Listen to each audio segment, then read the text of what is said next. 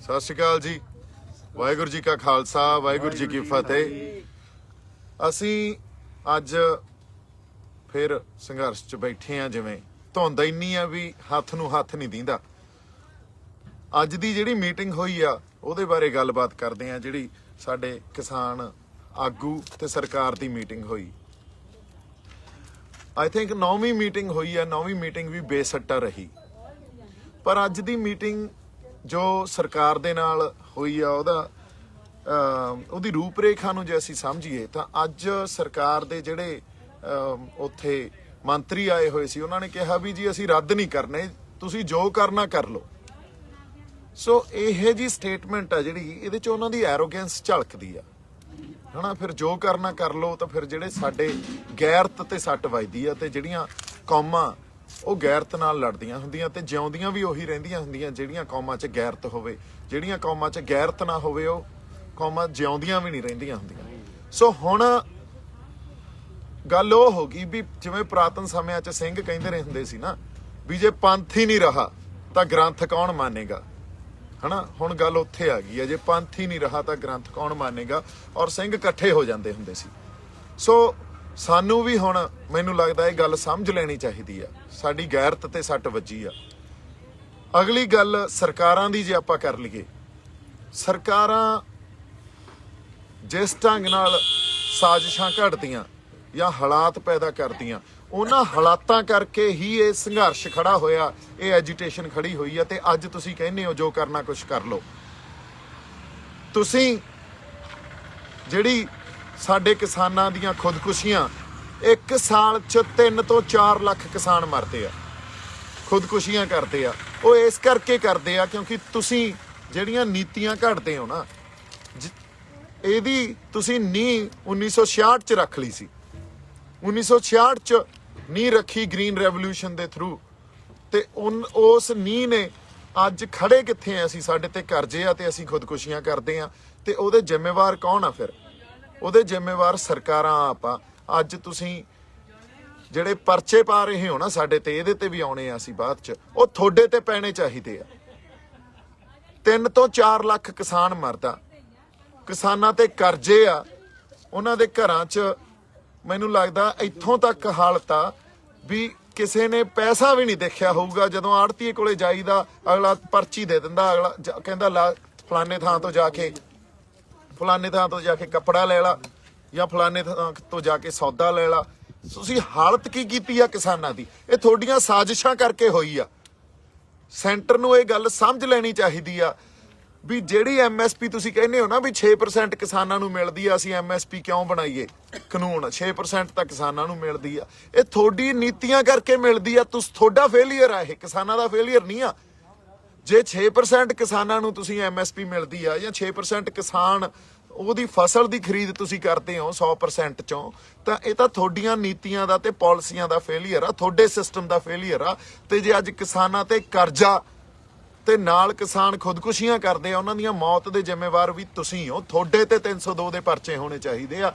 ਤੁਸੀਂ ਇਹ ਜਿਹੜੀ ਫਾਰਮਰ ਜੈਨੋਸਾਈਡ ਕੀਤੀ ਆ ਇਸ ਦੇਸ਼ 'ਚ। ਅਗਲੀ ਗੱਲ ਜੇ ਆਪਾਂ ਇਸ ਗੱਲ ਤੇ ਆਈਏ ਵੀ ਸਰਕਾਰ ਦਾ ਜੋ ਐਟੀਟਿਊਡ ਆ ਨਾ, ਅੱਜ ਜੋ ਪੋਲੀਟੀਕਲ ਸਮਝ ਆ, ਹਜੇ ਤੱਕ ਇਸ ਐਜੀਟੇਸ਼ਨ ਦਾ ਉਹਨਾਂ ਨੂੰ ਮੂਲ ਖਾਂਸਾ ਹੀ ਸਮਝ ਨਹੀਂ ਆਇਆ। ਜੇ ਤੁਹਾਨੂੰ ਮੂਲ ਖਾਂਸਾ ਹੀ ਇਸ ਐਜੀਟੇਸ਼ਨ ਦਾ ਸਮਝ ਨਹੀਂ ਆ, ਫਿਰ ਤੁਸੀਂ ਕਿੱਥੋਂ ਮਸਲਿਆਂ ਦੇ ਹੱਲ ਦੇ ਦੋਗੇ ਸਾਨੂੰ? ਸਾਡੀ ਧਿਰ ਨੂੰ ਵੀ ਇਹ ਗੱਲ ਸਮਝ ਲੈਣੀ ਚਾਹੀਦੀ ਆ ਵੀ ਹੁਣ ਇਹਨਾਂ ਨੇ ਆਏ ਨਹੀਂ ਸਮਝਣਾ। ਹੁਣ ਸਾਨੂੰ ਸਾਡੀ ਗੈਰਤ ਤੇ ਗੱਲ ਆਈ ਆ, ਗੈਰਤ ਤੇ ਸੱਟ ਵੱਜੀ ਆ, ਤੇ ਫਿਰ ਸਾਨੂੰ ਗੱਲਾਂ ਵੀ ਉਸੇ ਢੰਗ ਨਾਲ ਸਮਝਾਉਣੀਆਂ ਪੈਣੀਆਂ। ਅੱਜ ਦੀ ਮੈਂ ਤੁਹਾਨੂੰ ਘਟਨਾ ਦੱਸਦਾ। ਅੱਜ ਇਹਨਾਂ ਨੇ ਜਿਹੜੇ ਸਾਮਣ ਭੇਜੇ ਮੇਰੇ ਬ੍ਰਦਰ ਤੇ ਵੀ UAPA ਐਕਟ ਮਨਦੀਪ ਤੇ, ਉਸ ਐਕਟ ਦੇ ਅਧੀਨ ਇਹਨਾਂ ਨੇ ਸਾਮਣ ਭੇਜੇ ਤੇ ਉਹਦੀ ਪੇਸ਼ੀ ਰੱਖੀ ਦਿੱਲੀ FIR ਦਰਜ ਆ। 15 ਦਸੰਬਰ ਦੀ ਕੋਈ FIR ਆ ਤੇ ਉਹਦੇ ਅਧੀਨ ਇਹਨਾਂ ਨੇ ਸਾਮਣ ਭੇਜੇ। ਉਹ ਸਾਮਣ ਹੋਰ ਵੀ ਬੰਦਿਆਂ ਨੂੰ ਸਾਡਿਆਂ ਨੂੰ ਗਏ ਪੰਜਾਬ 'ਚ, ਹਨਾ।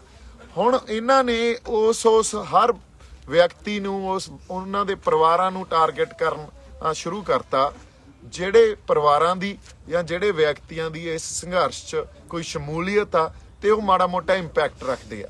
ਕਿਉਂਕਿ ਇਹਨਾਂ ਨੇ ਇਹੀ ਕਰਨਾ ਹੁੰਦਾ। ਇਹ ਜਿਹੜੇ ਪੈਂਤਰੇ ਆ ਨਾ, ਇਹ ਬੜੇ ਪੁਰਾਣੇ ਆ। ਸਾਡੇ ਪਰਿਵਾਰ ਨੇ ਤਾਂ ਬੜੇ ਇਹ ਪਹਿਲਾਂ ਦੇਖੇ ਆ, ਹੁਣ ਦੇਖ ਲਾਂਗੇ, ਉਹ ਐਡੀ ਕੋਈ ਗੱਲ ਨਹੀਂ। ਪਰ ਇਸ ਜਿਹੜੀ ਤੁਹਾਡੇ ਪੈਂਤੜਿਆਂ ਨਾਲ ਵੀ ਅਸੀਂ ਪਾਸੇ ਹੋ ਜਾਾਂਗੇ ਤੇ ਆਪਦੇ ਹੱਕਾਂ ਦੀ ਆਵਾਜ਼ ਨਾ ਬੁਲੰਦ ਕਰਾਂਗੇ, ਇਹ ਤਾਂ ਨਹੀਂ ਹੋ ਸਕਦਾ। ਸੋ ਸੈਂਟਰ ਨੂੰ ਅਸੀਂ ਜਾਂ ਸਰਕਾਰ ਨੂੰ ਇਹ ਵੀ ਕਹਿ ਦਈਏ ਵੀ ਕੋਈ ਨਹੀਂ, ਹੁਣ ਜੇ ਤੁਸੀਂ ਹਾਂ ਹੀ ਚੱਲਣਾ ਫਿਰ ਭਾਜਦਿਆਂ ਨੂੰ ਵਾਹਣ ਇੱਕੋ ਜਿਹੀ ਆ, ਫਿਰ ਕੋਈ ਨਹੀਂ, ਕੱਚੇ ਹੀ ਸਹੀ।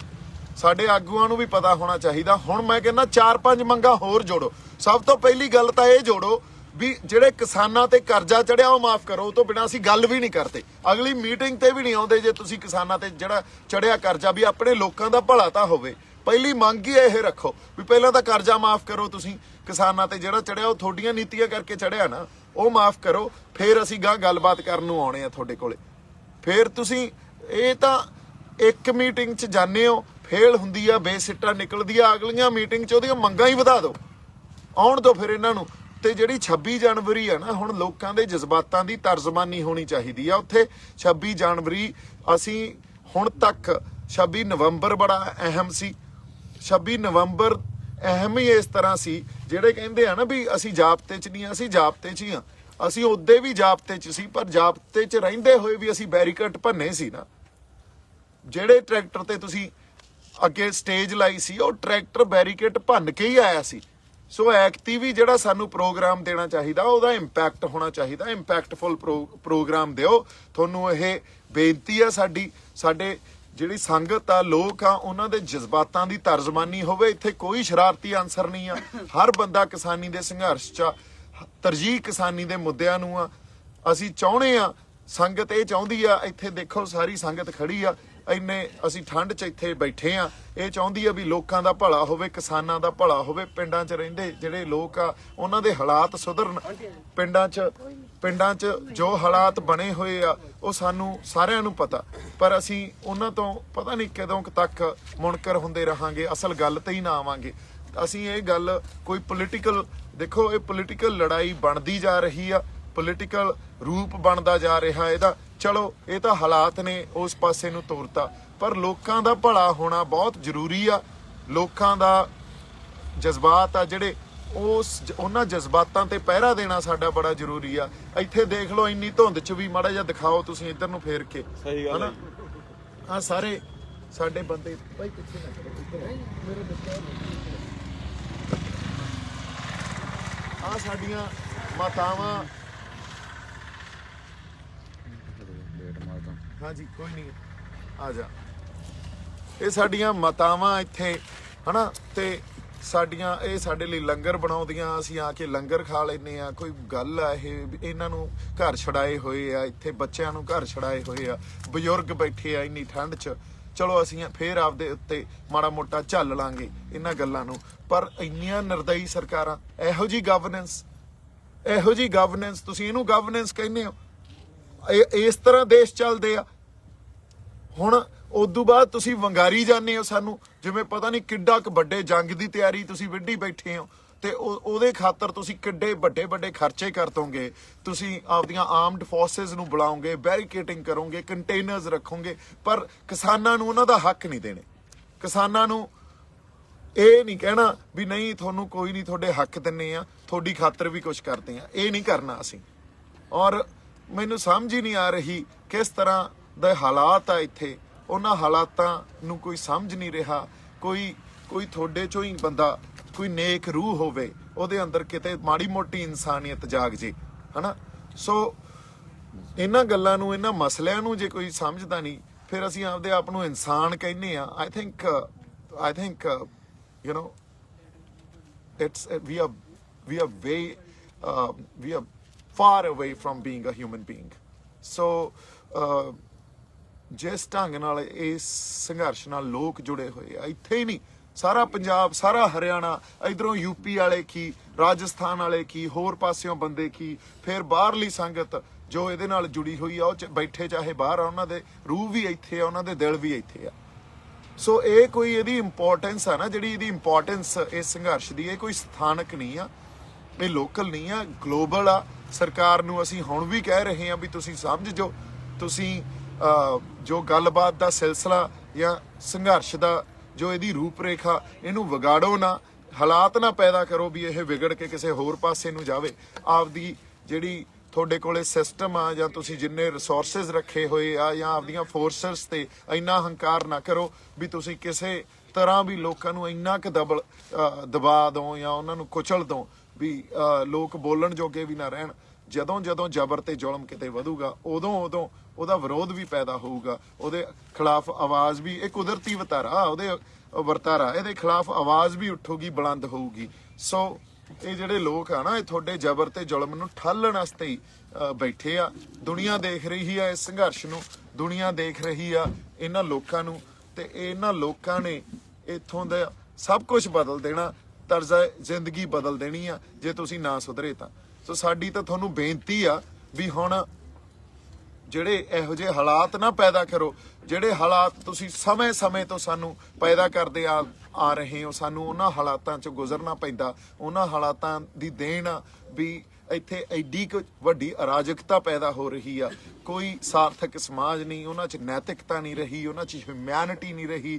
ਤੁਸੀਂ ਇਹ ਦੇਖੋ, ਜੇ ਕਿਸਾਨਾਂ 'ਚ ਇਕਨੋਮੀ ਵਾਈਜ਼ ਵੀ ਦੇਖੀਏ, ਜੇ ਕਿਸਾਨਾਂ ਕੋਲੇ ਪੈਸੇ ਹੋਣਗੇ ਤਾਂ ਉਹ ਸਮਾਨ ਖਰੀਦਣਗੇ, ਕੋਈ ਮੋਟਰਸਾਈਕਲ ਖਰੀਦੂ, ਕੋਈ ਕਾਰ ਖਰੀਦੂ, ਕੋਈ ਹੋਰ ਸਮਾਨ ਖਰੀਦਣਗੇ ਤਾਂ ਇਕਨੋਮੀ 'ਚ ਪੈਸਾ ਆਊਗਾ। ਇਕਨੋਮੀ 'ਚ ਪੈਸਾ ਆਊਗਾ ਤਾਂ ਇਕਨੋਮੀ ਪ੍ਰੋਸਪਰ ਹੋਊਗੀ। ਇਹ ਤਾਂ ਸਿੰਪਲ ਜਿਹਾ ਫਾਰਮੂਲਾ ਨਾ, ਪਰ ਤੁਹਾਡੀਆਂ ਨੀਤੀਆਂ ਨਾਲ ਜਿਹੜੀ ਵੈਲਥ ਆ ਉਹ ਤੁਸੀਂ ਐਕੂਮੂਲੇਟ ਕਰ ਰਹੇ ਹੋ ਕੁਛ ਹੀ ਹੱਥਾਂ 'ਚ, ਕੁਛ ਲੋਕਾਂ ਤੱਕ ਹੀ ਵੈਲਥ ਰਹਿ ਜਾਂਦੀ ਆ, ਬਾਕੀ ਤਾਂ ਹੈਂਡ ਟੂ ਮਾਊਥ ਆ। ਜੇ ਜਿਉਂ ਰਹੇ ਆ ਤਾਂ ਜਿਉਂ ਰਹੇ ਆ, ਉਹ ਬਸ ਉਸ ਢੰਗ ਨਾਲ ਹੀ ਜਿਉਂਦੇ ਰਹਿਣ। ਉਹਨਾਂ ਦੀ ਤੁਸੀਂ ਜਿਵੇਂ ਜਿਉਣਾ ਕਿਵੇਂ ਆ, ਉਹਨਾਂ ਨੇ ਰਹਿਣਾ ਕਿਵੇਂ ਆ, ਖਾਣਾ ਕੀ ਆ, ਪਹਿਨਣਾ ਕੀ ਆ, ਇਹ ਵੀ ਪਰਿਭਾਸ਼ਿਤ ਤੁਸੀਂ ਕਰਨ ਲੱਗ ਗਏ। ਉਹ ਹੈ ਕੌਣ ਲੋਕ, ਇਹ ਵੀ ਪਰਿਭਾਸ਼ਿਤ ਤੁਸੀਂ ਕਰਨ ਲੱਗ ਗਏ। ਐਂ ਤਾਂ ਨਹੀਂ ਚੱਲਦਾ ਹੁੰਦਾ।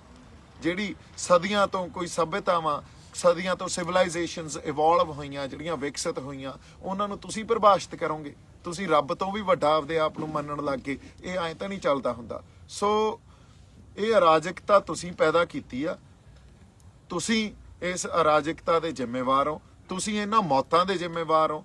ਤੁਹਾਡੇ ਤੇ ਪਰਚੇ ਪੈਣੇ ਚਾਹੀਦੇ ਆ, UAPA ਵੀ ਤੁਹਾਡੇ ਤੇ ਪੈਣਾ ਚਾਹੀਦਾ। ਤੁਸੀਂ ਤਾਂ ਇਸ ਦੇਸ਼ ਦੇ ਹੱਕ 'ਚ ਨਹੀਂ ਕਰ ਰਹੇ ਜੋ ਕਰ ਰਹੇ ਹੋ।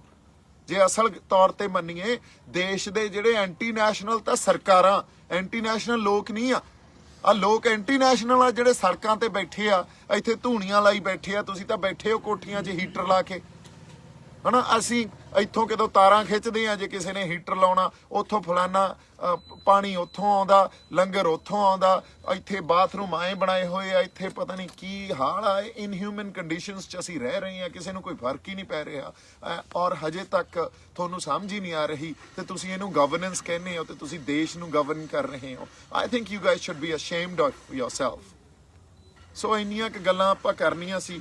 ਮੀਟਿੰਗ ਦਰ ਮੀਟਿੰਗ ਹੁੰਦੀ ਰਹੂ। ਕਿਸਾਨ ਜਥੇਬੰਦੀਆਂ ਦੇ ਆਗੂਆਂ ਨੂੰ ਮੇਰੀ ਅਪੀਲ ਆ, ਮੇਰੀ ਬੇਨਤੀ ਆ ਵੀ ਅਗਲੀ ਮੀਟਿੰਗ 'ਚ ਜਾਣ ਤੋਂ ਪਹਿਲਾਂ ਮੰਗ ਪਹਿਲੀ ਇਹ ਹੋਣੀ ਚਾਹੀਦੀ ਆ ਵੀ ਪਹਿਲਾਂ ਕਰੋ ਕਰਜ਼ਾ ਮਾਫ, ਫਿਰ ਟੇਬਲ ਤੇ ਬੈਠਾਂਗੇ ਅਸੀਂ। ਸੋ ਇੰਨੀਆਂ ਕੁ ਗੱਲਾਂ ਆਪਾਂ ਕਰਨੀਆਂ ਸੀ। ਮੇਰੇ ਵੱਲੋਂ ਬਹੁਤ ਸਾਰਾ ਪਿਆਰ ਤੇ ਸਤਿਕਾਰ। ਸੰਗਤ ਨੂੰ ਚੜ੍ਹਦੀ ਕਲਾ 'ਚ ਰਹੋ। ਚੜ੍ਹਦੀ ਕਲਾ ਹੀ ਸਾਨੂੰ ਸਾਡੇ ਰਹਿਬਰਾਂ ਨੇ, ਗੁਰੂਆਂ ਨੇ ਸਿਖਾਈ ਆ। ਜਿਉਂਦੇ ਵਸਦੇ ਰਹੋ। ਸਤਿ ਸ੍ਰੀ ਅਕਾਲ ਜੀ।